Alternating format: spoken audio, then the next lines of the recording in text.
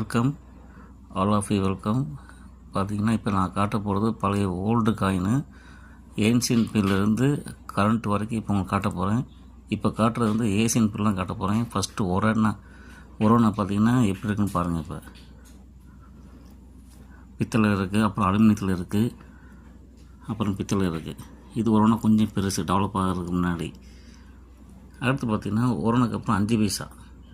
எந்த வருஷம் பாருங்கள், 1957, 1962, அடுத்த அலுமினியத்தில் வருது, 1976 வருது.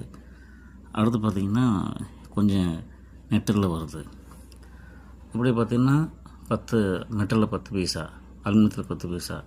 சைஸை பாருங்கள் எந்த சைஸில் இருக்குன்னு, எவ்வளோ நீட்டாக இருக்க பாருங்கள், பெரிய சைஸு. இது நான் இருக்கும்போது புழங்கின காசு. நான் பிறக்கும்போது பார்த்திங்கன்னா 5 பைசா வந்து புழங்கியிருக்கேன் நான். அப்புறம் 20 பைசா, 20 காசு பித்தளையில் போட்டிருக்காங்க. அப்புறம் பார்த்திங்கன்னா அலுமினியத்தில் போட்டிருக்காங்க. அது பார்த்திங்கன்னா அடுத்து 25 காசு, எவ்வளோ சிறுசாக இருக்குது பாருங்கள். இது நான் இருக்கும்போது யூஸ் பண்ண 25 காசு. அப்புறம் கொஞ்சம் பெருசு, அப்புறம் இந்த காசு, அடுத்து இந்த இது பார்த்துக்கங்க.